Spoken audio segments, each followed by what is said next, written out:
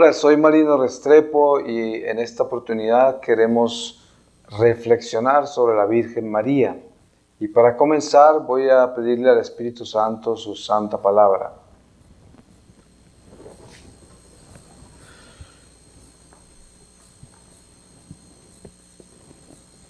Les voy a leer a ustedes de la primera epístola a los Corintios, en el capítulo 7, versículo 1, dice: matrimonio y virginidad. En cuanto a lo que me habéis escrito, bien le está al hombre abstenerse de mujer. No obstante, por razón de la incontinencia, tenga cada hombre su mujer, y cada mujer su marido. Que el marido cumpla su deber con la mujer, de igual modo la mujer con su marido.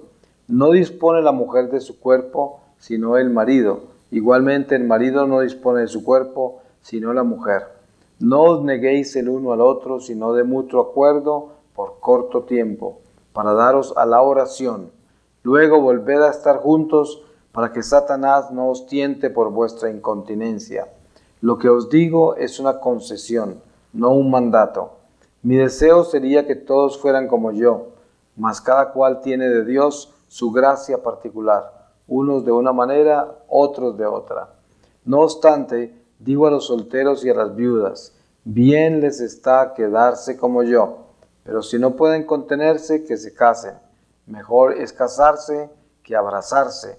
En cuanto a los casados, les ordeno, no yo, sino el Señor, que la mujer no se separe del marido, mas en el caso de separarse, que no vuelva a casarse, o que se reconcilie con su marido, y que el marido no se divorcie de su mujer.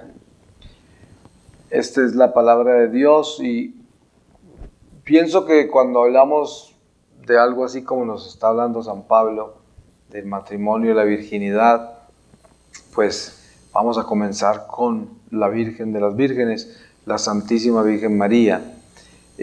No es posible que nosotros como católicos podamos vivir huérfanos. O sea, un católico que no tiene relación con su Madre Santísima, pues es un católico huérfano.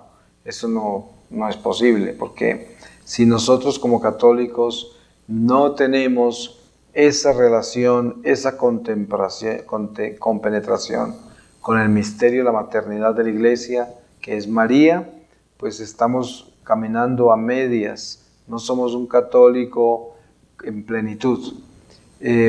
Para mí, la Virgen María, en mi regreso a la Iglesia, cuando estuve consciente de ser católico ya a partir de mi edad de 47 años, fue un poco difícil porque, primero que todo, yo había vivido una vida muy desordenada y sobre todo con las mujeres. Mucha promiscuidad, mucho pecado, y al encontrar la gracia del Señor que me rescata, pues ya me doy cuenta yo que tengo que cambiar, que lo que estaba haciendo era incorrecto, que tenía que regresar a mi vida en orden, en obediencia con Dios, y por lo tanto a la pureza, a la castidad. Ya yo era viudo y también tenía esa visión clara de lo que tenía que hacer. Por lo tanto decidí que yo me iba a permanecer en castidad y que iba a continuar una vida con Dios. Pero al principio, cuando yo rezaba el rosario y a veces tenía estatuas de la Virgen al frente mío en grupos de oración o en una iglesia, tenía una dificultad enorme de mirar a la Virgen a su rostro, aunque era una estatua o una imagen, porque se me había deformado completamente la imagen de la mujer, porque la mujer para mí había sido un objeto con el que yo jugaba prácticamente, aunque así no lo veía cuando yo vivía eso. Era mi mayor encanto, pero un encanto perverso, porque era un encanto impuro. Y me costó trabajo limpiar esa imagen de la mujer.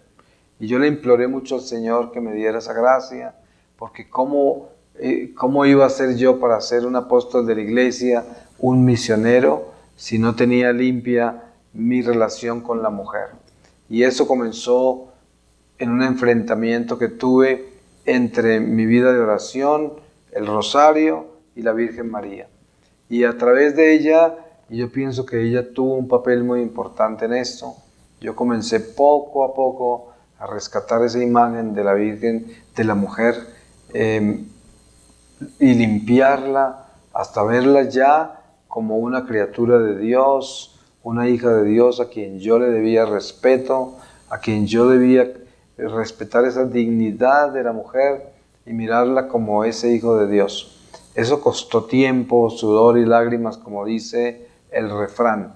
Y la Virgen en esto actuó enormemente. Ahora, cuando yo descubro esa maternidad tan importante en la iglesia, luego el Señor me va mostrando poco a poco, a través de mi experiencia misionera y de compartir con la gente mi experiencia, el encuentro con Dios y mi nueva vida en la iglesia, voy descubriendo más y más la importancia de esa maternidad. No solamente yo digo que la maternidad de la Virgen María se encuentra por intermedio del rosario.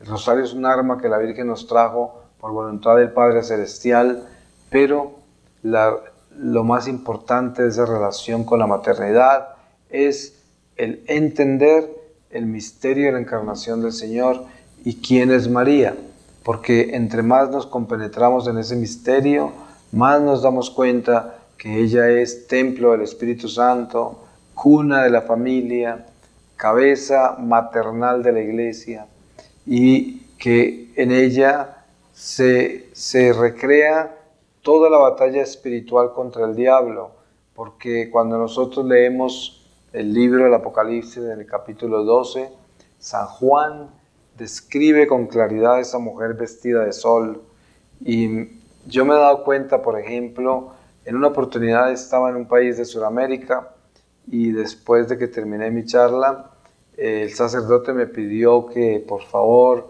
orara con la gente.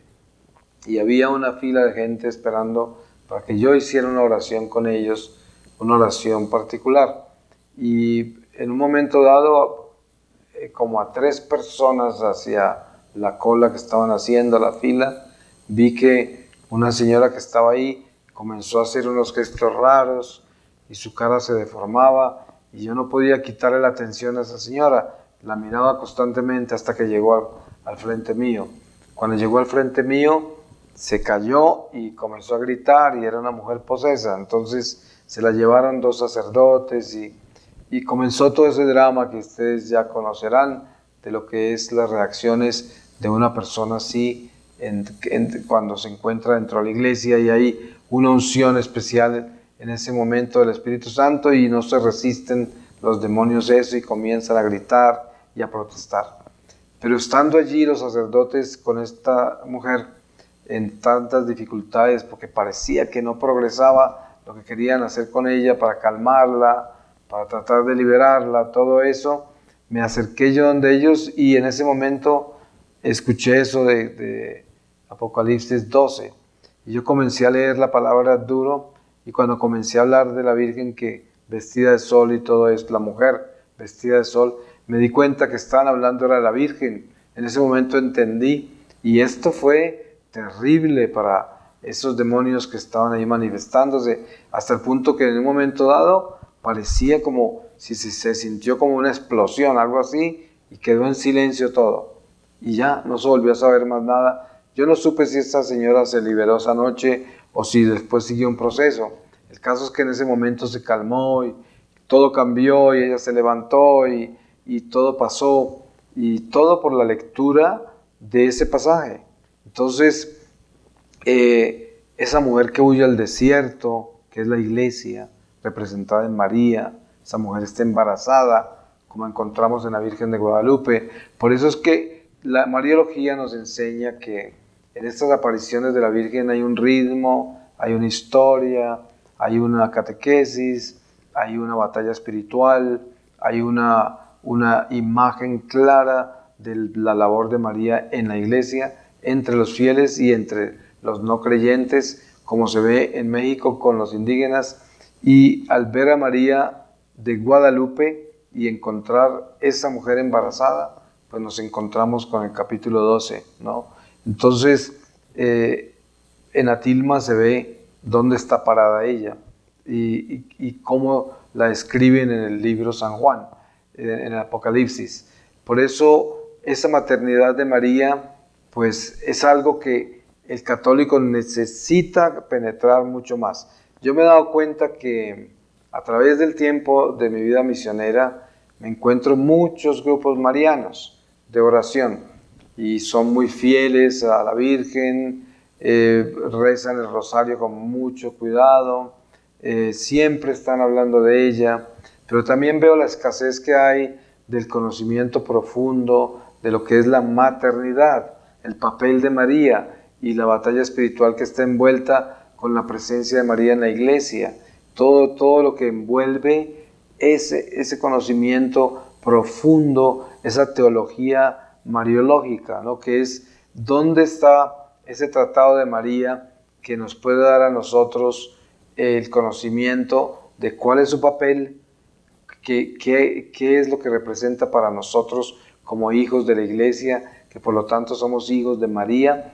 Sabemos superficialmente que Jesús en la cruz le entregó a su madre a San Juan y le dijo: hijo, ahí está tu madre, madre, ahí está tu hijo. Y ahí en la teología de nuestra iglesia se interpreta que Dios, a través de ese momento de la agonía de Jesús, nos entregó la maternidad de María a toda la humanidad.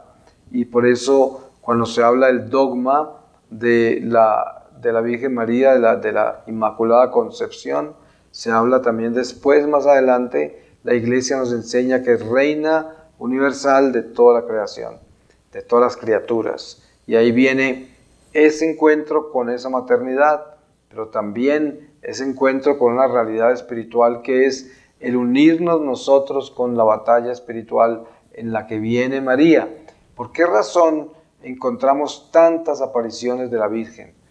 Pues, ¿alguien se ha preguntado eso? ¿Ustedes saben por qué el Padre Celestial la tiene a ella como embajadora de tantos mensajes, de tantas advertencias, de tantos milagros? Porque al mismo tiempo que ella aparece, pues suceden toda clase de cosas. Miren todos los milagros que han sucedido en Lourdes, en Fátima, aquí en México, en la Virgen de Guadalupe. Y son incontables. Hay algunos aprobados por la iglesia, pero no todo el mundo tiene el dinero ni el tiempo para seguir cada milagro que sucede y gastarse en todo ese tiempo para que la iglesia pueda discernirlo y aprobarlo, pero sabemos que los milagros son incontables.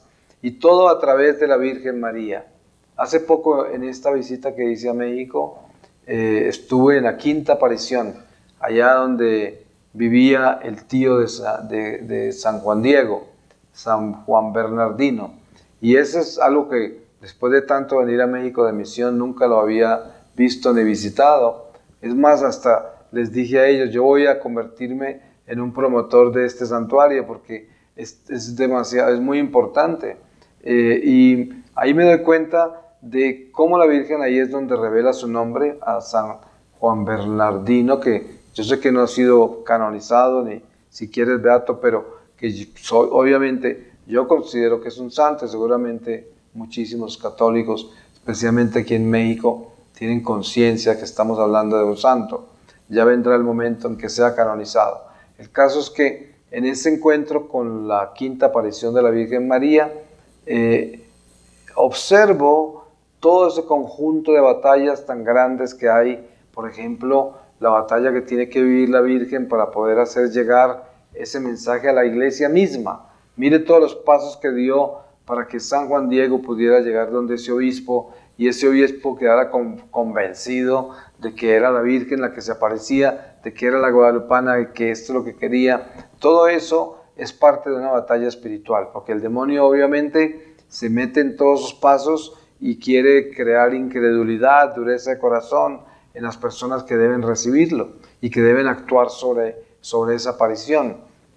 Pero hablando de la Virgen María, nosotros como católicos debemos entrar en una relación personal.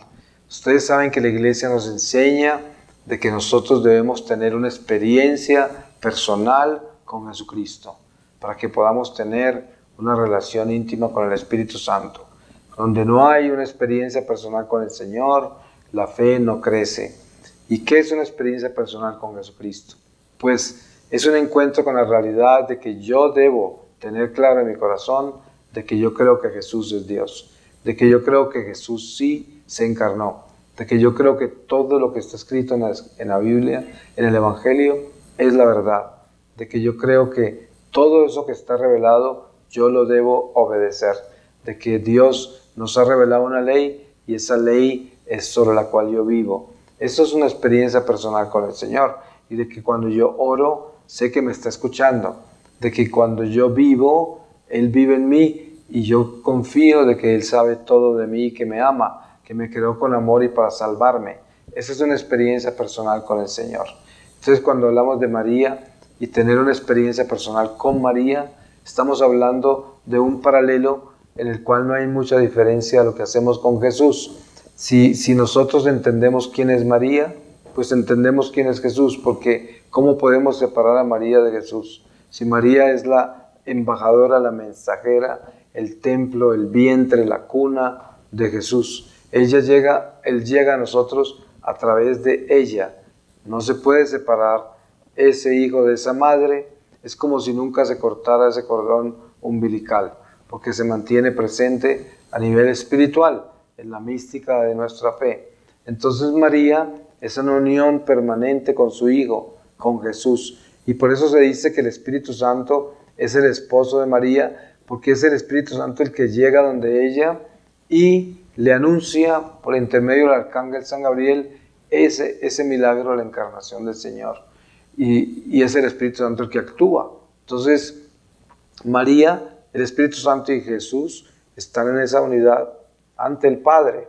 Y por eso María es definitiva en nuestra relación con Jesús, y la relación personal con María a través de la oración, a través del ejemplo que nos da de silencio, de castidad, en esa virginidad de ella, el ejemplo que nos da de obediencia, el ejemplo que nos da de humildad, de sencillez, de pequeñez, que no asume nada, pero vive todo en el Señor. Es algo perfecto, absolutamente perfecto, y que además nos quita toda esta orfandad, este vacío que tenemos existencial por la mortalidad que hay en nuestros huesos, en nuestra carne.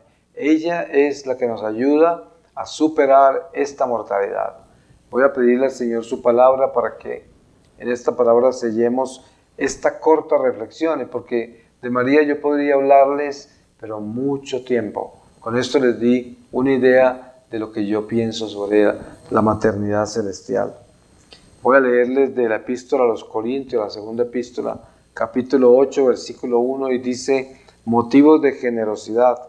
Os damos a conocer, hermanos, la gracia que Dios ha otorgado a las iglesias de Macedonia, pues aunque probados por muchas tribulaciones, han rebosado de alegría, y su extrema pobreza ha desbordado en tesoros de generosidad, porque atestiguo que según sus posibilidades y aún sobre sus posibilidades, espontáneamente nos pedían con mucha insistencia la gracia de participar en este servicio en bien de los santos, y superando nuestras esperanzas, se entregaron a sí mismos, primero al Señor y luego a nosotros, por voluntad de Dios, de forma que rogamos a Tito llevara a buen término entre vosotros esta generosidad tal como la había comenzado.